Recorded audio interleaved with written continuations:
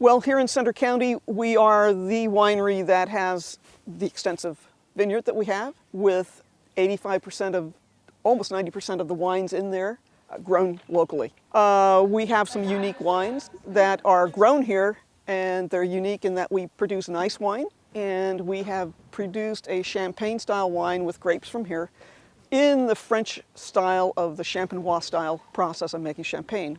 The other thing that distinguishes us from a number of people is we consider ourselves to really focus on sustainability. Now that has many, well, there's several different aspects. There's the environmental impact, the agricultural impact, financial and cultural. You know, once you walk over this way, what you're going to see is that we're powering these two buildings with solar panels, and it pretty much provides about 80% of what we need for power, even during the prime processing when we're using a lot of electricity. The practices we use out in the field are all, as best as we can, safer chemicals.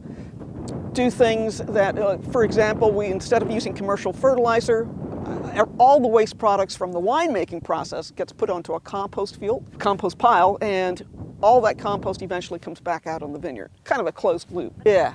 So those kinds of things, I think, set us apart from many other people. Well, we have actually 10 major varieties. I mean, if you went out here and I started naming everything, it's probably closer to 13 varieties, but 10 major varieties that if you go into the tasting room, we can identify them pretty much on the actual tasting sheet. With those 10 varieties, you can do some blending, and so you can, so when you look at the tasting sheet, you'll see that we have a lot more than 10 different kinds of wine. The winemaking, we have both whites and reds. We're about 50-50. And these are what we call, most of these are what we call French-American hybrids, cold hardy. So that's why they're adapted to this kind of climate.